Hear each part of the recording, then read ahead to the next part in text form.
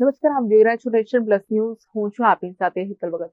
વડોદરાના Manjalpur sports complex ખાતે પ્રથમ વખત જુનિયર એથ્લેટ સ્ટેડિયમ રનનું આયોજન ધ લેઝી પાંડા સંસ્થા દ્વારા કરવામાં આવ્યું હતું, જેમાં 3 કેટેગરીમાં 220 છોકરા છોકરીઓએ ભાગ લીધો હતો. વડોદરામાં લેઝી પાંડા સંસ્થા દ્વારા બાળકોમાં બાલ્યાવસ્થાથી જ શારીરિક તંદુરસ્તી પ્રત્યે જાગૃતિ આવે તે માટે જુનિયર એથ્લેટ સ્ટેડિયમ રનનું આયોજન કરવામાં આવ્યું. આ સ્પર્ધા યોજવા પાછળનો ઉદ્દેશ્ય બાળકોમાં તંદુરસ્તી પ્રત્યે જાગૃતતા આવે તેમજ રમત પ્રત્યેનો અભિગમ બદલાય તેમજ મોબાઈલના વળગણથી દૂર રહીને શારીરિક એક્ટિવિટીમાં પ્રવૃત્ત થાય તેવો છે.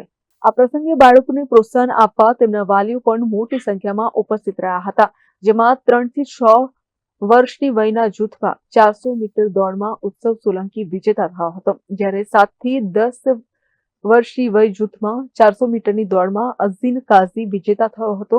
11 થી 14 વર્ષની વય જૂથની 800 મીટરની દોડમાં યશ રાય વિજેતા થયો હતો. સ્પર્ધાના અંતે વિજેતા અને રનર્સ અપ થયેલ બાળકોને ટ્રોફી અને મેડલ આપવામાં આવ્યા, જ્યારે સ્પર્ધામાં ભાગ લેનાર દરેક સ્પર્ધકને ફિનિશર્સ મેડલ આપવામાં આવ્યા હતા. એમાં એજ કેટેગરી 3 to 16 ઇયર્સની ટોટલ છે. એમાંથી 3 કેટેગરી 3 to 6, 7 to 10 અને 11 to 16. 3 to 6ના બચ્ચાઓ જે છે એ એમના પેરેન્ટ્સ જોડે 400 મીટર દોડશે. 7 to 10 જે છે એ સોલો જાતે દોડશે 400 મીટર્સ અને 11 to 6 છે એ 800 મીટર દોડશે, 2 રાઉન્ડ દોડશે. એવી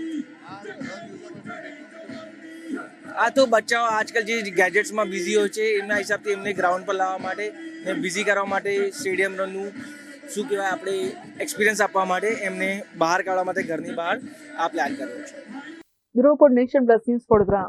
સમાચારોના સતત અપડેટ મેળવવા માટે અમારી નેશન પ્લસ ન્યૂઝની યુટ્યુબ ચેનલને સબસ્ક્રાઇબ કરો, બેલ આઇકન દબાવો અને જોડાયેલા રહો ફેસબુક, ઇન્સ્ટાગ્રામ અને ટ્વિટર પર.